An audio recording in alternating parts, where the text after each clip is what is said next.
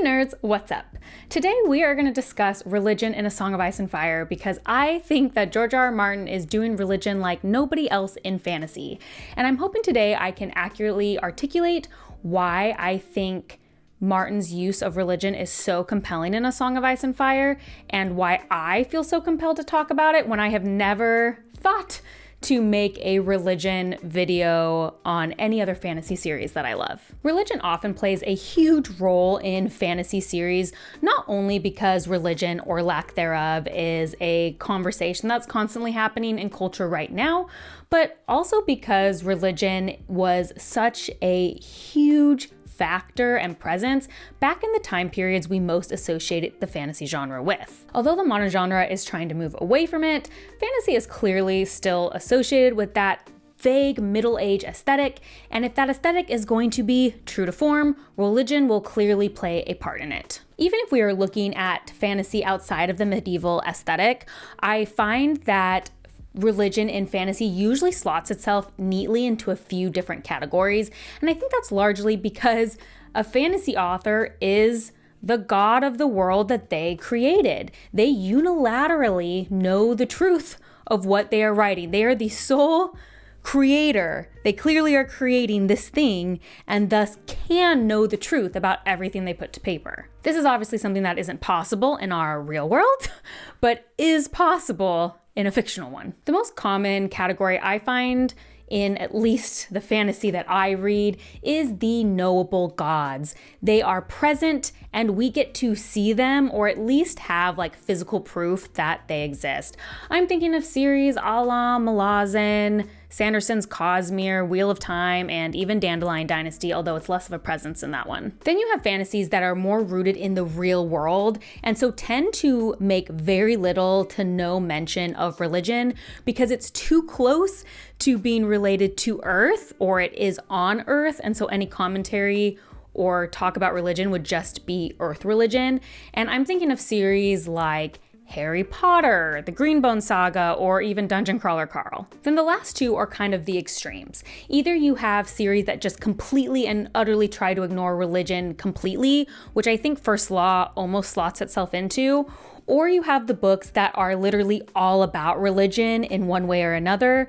I'm thinking The Chronicles of Narnia or His Dark Materials. What's fascinating to me about A Song of Ice and Fire is that it just simply does not neatly fall into any of those four categories I just talked about. Religion is all over A Song of Ice and Fire. There are a ton of religions, and a lot of our characters are at varying levels of belief in God and different gods. However, despite the fact that also we visibly see like boons and curses granted because of gods, or at least in a character's estimation, they are receiving things because of their belief in God. This truth of that, or lack thereof, is never confirmed in any of the books Martin has written in the A Song of Ice and Fire world. We as readers never get to know the truth of it. There is no hint at which of the gods is real or true, or whether even there is a higher power at all. Are all the prophecies and magic simply due to just magic, or is there something intelligent influencing all of this? And does it even matter? I am personally endlessly fascinated by characters' relationship to religion in this because I think Martin also portrays religion in one of the most realistic ways that I've ever personally read. And so today I want to go over some case studies that I found particularly interesting revolving religion in A Song of Ice and Fire, and try to answer the question, is there a god in the A Song of Ice and Fire world? And we'll discuss that after the jump. So the purpose of today's video is to discuss characters' relationships with religion and not necessarily discuss the individual religions themselves. But that being said, I'm going to just give like a very, very quick overview of the religions in Song of Ice and Fire, just in case it's been a hot moment since you last read. So the first I'm going to talk about are kind of like the four religious entities that stuck out to me the most while I was reading. They felt most present in the story, either because of the plot or because of our viewpoint characters. So the first is obviously the Seven, and that is the religion I feel like most of the characters we experience in Westeros follow in some sort of tradition. It's a part of a lot of the main plot points, especially at King's Landing, and notably, of course, for me, Catelyn is a believer in the Seven. Then we have the Old Gods, which are mostly still recognized in the north, but also the free folk and the children of the forest believe in the old gods. And these are the gods that are found in natural elements like water, trees, and stones.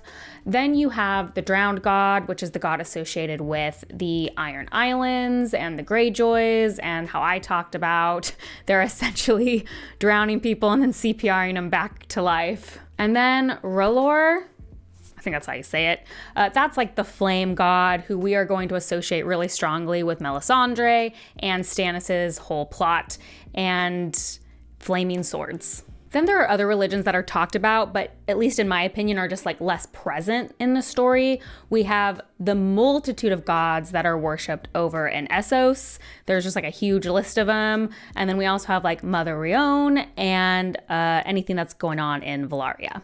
We are going to take a moment to do a quick ad break, and I'm specifically putting this ad in A Song of Ice and Fire video because I think it pertains to you fans. The company Folio Society is an amazing company who creates beautiful special editions of books, and I was fortunate enough to have them send me their newest A Song of Ice and Fire book, which is actually their special edition of Fire and Blood. And I think they sent this to me because I just put Fire and Blood in my top 5 books of last year. But this edition is just as beautiful as every edition they've ever made. If you guys have been following me, you'll know that my husband surprised me with their Game of Thrones special edition, and it clearly has a super prime spot on my bookshelf because I personally think it is the most beautiful book I own. This edition is a beautiful cloth-bound edition with foiling on the cover and side, and it has beautiful end papers and 5 illustrations that are just so deluxe. And if you are a huge A Song of Ice and Fire fan and you love special editions and art, it would make a great addition to your bookshelf. So let's dive into the few scenes that I want to discuss today that I think are interesting showcases of how Martin writes about religion. And the first one is actually a super small scene involving Catelyn, of course. And it happens at the very beginning of A Game of Thrones, right after Bran is thrown and he is suffering. And it is found in a Jon chapter. So I'm going to read that now. "I wanted him to stay here with me," Lady Stark said softly. Jon watched her wary. She was not even looking at him. She was talking to him, but for a part of her, it was as though he were not even in the room. "I prayed for it," she said dully. "He was my special boy.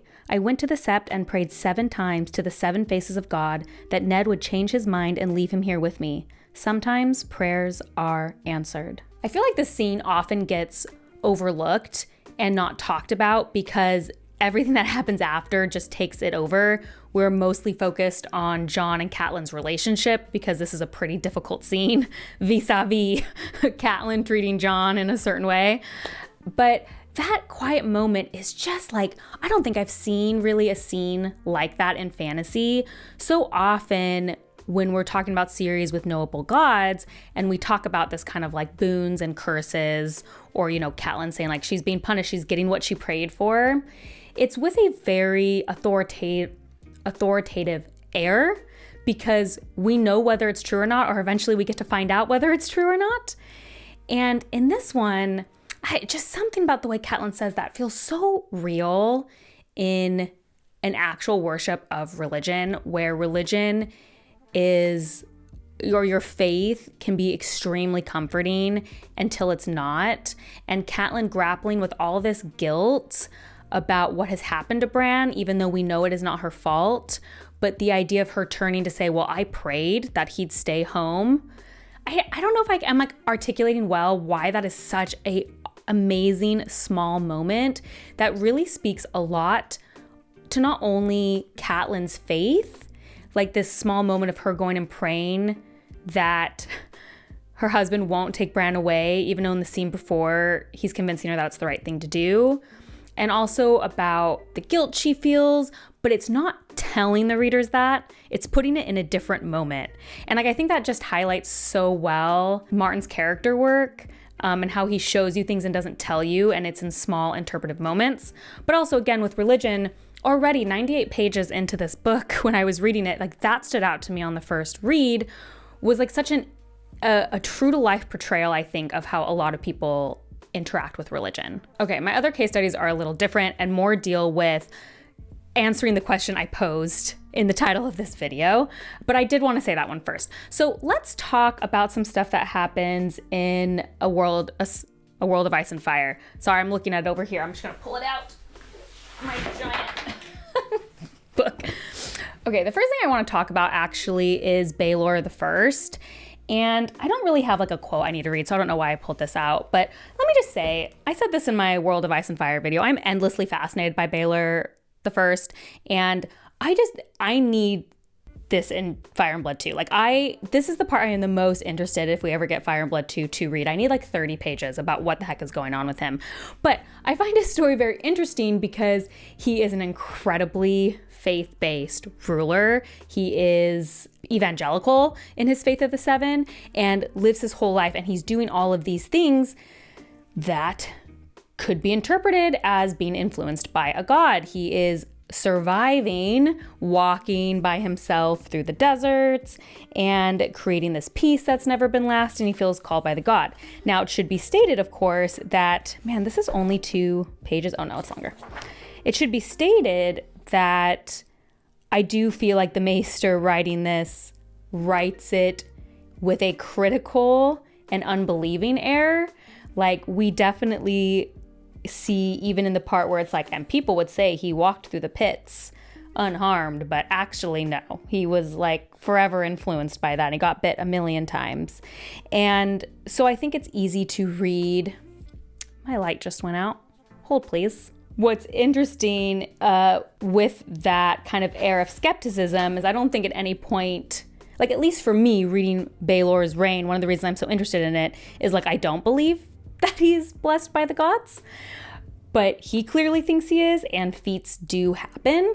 So I think he's like an interesting piece in this puzzle as we talk about other situations in which it seems more godly intervention, whereas Baelor, from my reading, seems like luck. I'm curious if you guys also read it that way. Contrast this to another passage that is in the World of Ice and Fire. This is when we're talking about Rhoynar, and there's this little passage. I actually talked about this in my review, but it says, at Croyane, the cage was hung from the wall so that the prince might witness the enslavement of the women and children whose fathers and brothers had died in his gallant, hopeless war.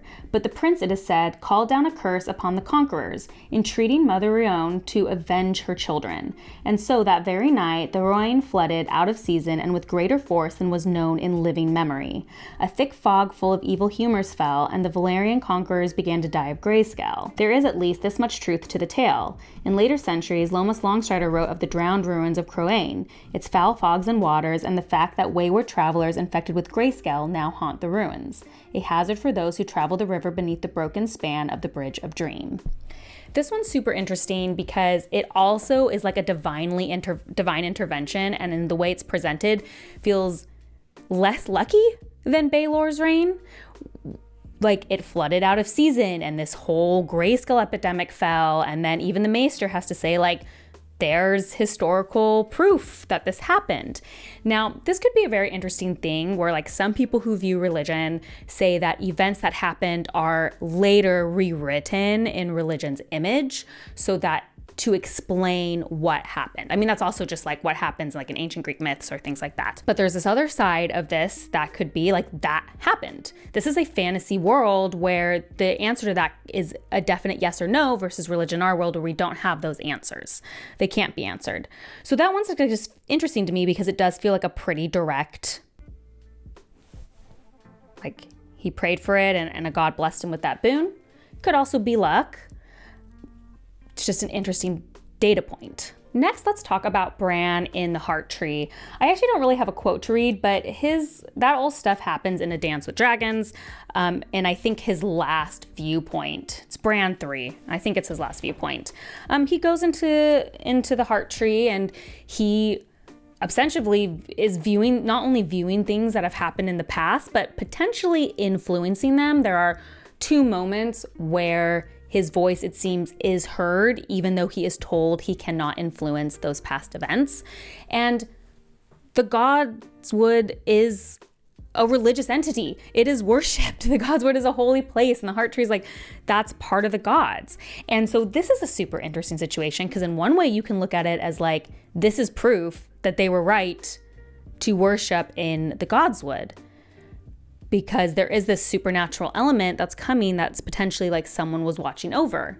On the other hand, it could be used to explain the other way, like, well, we know Bran, and we know Bran is not a god. He just has magic.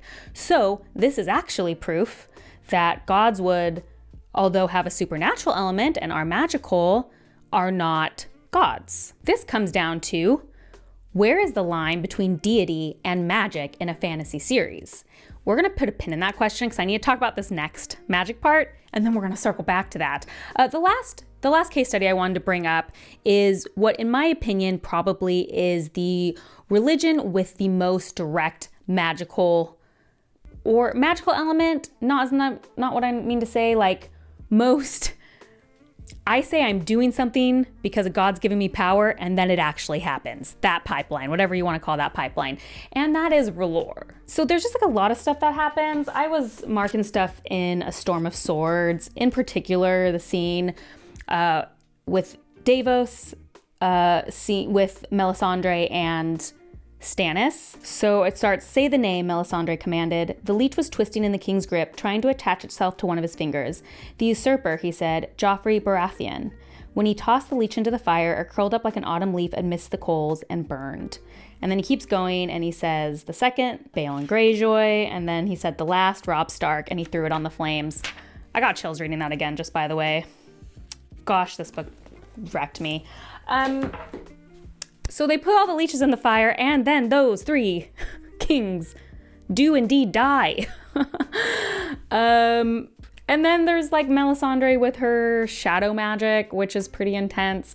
And there's also her seeing all this stuff in the flames. So did the kings die coincidentally? Did it have nothing to do with that? Is it just magic? Is Melisandre just actually like a super skilled magician? That was a weird word to use, but you know what I mean. And this is like, she can attribute it to a god, but it is literally only happening because she knows all this dark magic. There is like an interesting point here where we can look also in A Dance with Dragons, I believe, is Melisandre's viewpoint, where previously we've known that she can see all this stuff in a fire and she's making all these predictions. But when we see from her perspective, we see how it's not quite as locked in stone as we thought, because she makes this prediction. It's a little hazy. I think she tells Jon that she sees his sister coming to him, but we know it's someone else because we know actually where Arya is, so we know it can't be her. But she's saying like, oh, I see a woman, I have to kind of like guess who it is, which does make it a little less divine, potentially. I can see arguments both ways. But then like R'hllor, we also have Thoros, who is literally bringing people back to life, which also feels like a very godly thing. So yes. So is there a true god in A Song of Ice and Fire? I think for me, like the Bran and Melisandre stuff in a lot of ways are at the crux of the issue, because again, it is, where does magic begin and end, and where does deity begin and end in a fantasy novel, period, but also in A Song of Ice and Fire? And I think that's why there just isn't really an answer, because that's going to be very open for interpretation on how you want to interpret the story. And we're going to, again, circle back to that as well. Like, I've given some evidence, and there's probably a million more moments like that you could point to where someone does something in the name of a god and then it happens, or someone curses someone in the name of a god and then it happens. Like, there's probably millions of those. And so characters pray to their gods and something happens. So is that proof that the gods are real? As readers, we get a lot of extra knowledge about some things, but I don't think we've ever gotten any extra knowledge about that sort of situation on if gods are real or not. Magic complicates these things because there is no doubt that there is magic in this series. It is a magical series. There are dragons. It is a fantasy. We know there is magic. So the question then almost becomes, can magic exist without any intelligent life form, any sort of deity? And I guess the answer is yes. There could be an innate magic, and your ability or lack of ability to wield that maybe comes down to knowledge, or in like Bran's case, it seems specifically blood related.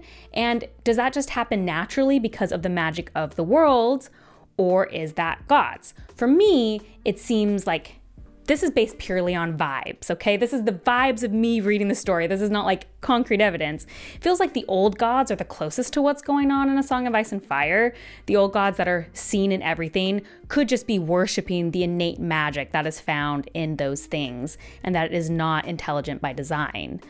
I go back and forth, to be honest. I think ultimately when I was doing this video, my stance is that there really isn't like a deity.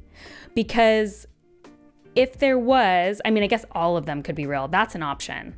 I don't think that's the case though. If the deity exists as an intelligent being, then it doesn't care really, I guess. It will bless anyone following any religion equally, or maybe some unequally. For me, that seems less likely. I think it's looser. And again, this comes down to definition of how you are going to define what a deity is in the series, because you might say Bran is acting as a deity because of what he can do, or not. You know, it depends on things. But anyway, all based on vibes, I don't think so. I don't think there are. I think if anything, the old gods are the closest, and it's really just magic. You might wonder how I still have more to say. I do. I wanted to know what the community thought about this, because I made this entire video just like in my own thoughts.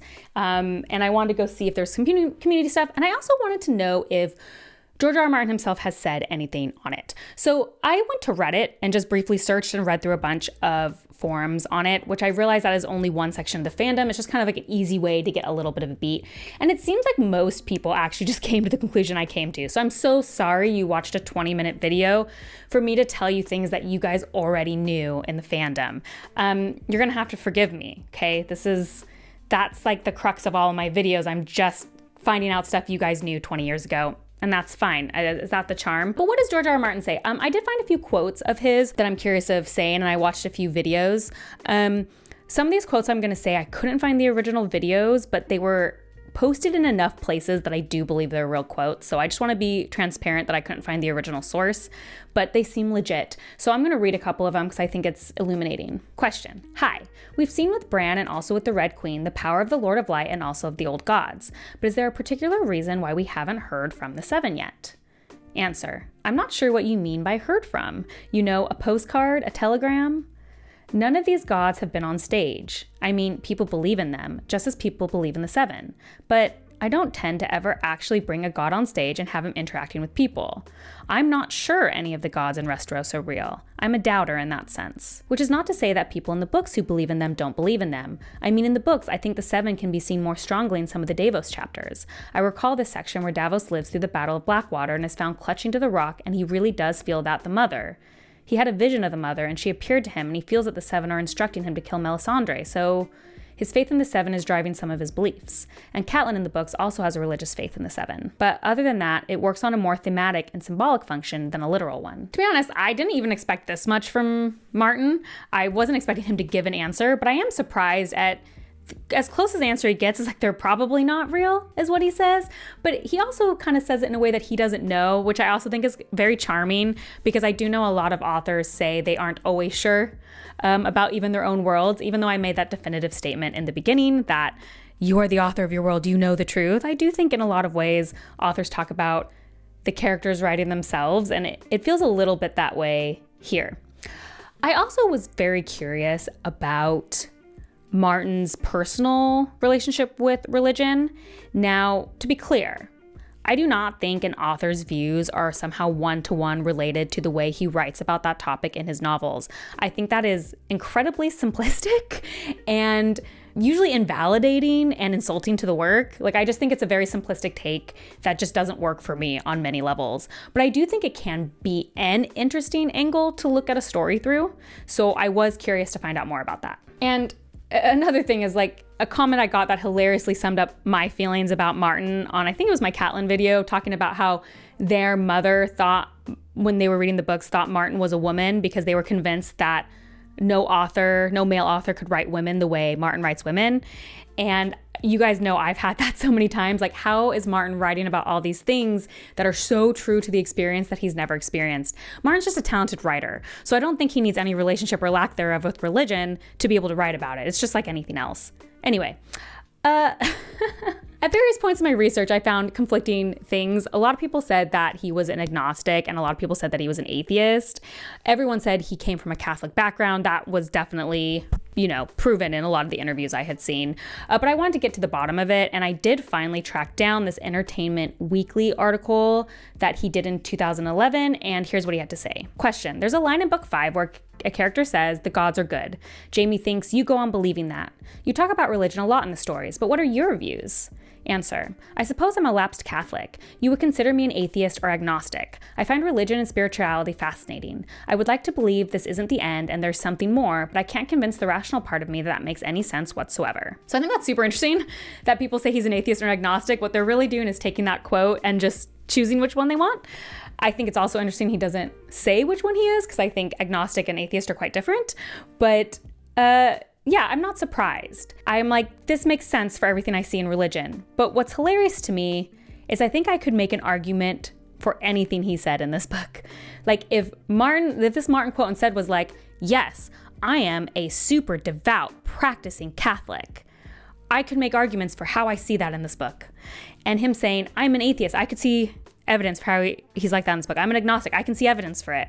I can see evidence for like a lot of different things, which I think ultimately is probably just us as readers bringing our own religious influences and ideas into the novel, and bringing what we think into the novel, and also a testament to how good Martin is at writing characters and different experiences, that he can write a gamut of religious experiences in his novel that feel true to multiple different realities. It kind of actually reminds me of a quote I read recently in Language of the Night by Ursula K. Le Guin. It is a collection of essays that she wrote, and it brought this to mind. As a child, I paid very little attention to authors' names. They were irrelevant. I did not believe in authors. To be perfectly candid, this is still true. I do not believe in authors. A book exists, it's there. The author isn't there. Some grown-up you never met may even be dead. The book is what is real. You read it, you and it form a relationship, perhaps a trivial one, perhaps a deep and lasting one. As you read it, word by word and page by page, you participate in its creation, just as a cellist playing a Bach suite participates note by note in the creation, the coming to be, the existence of the music.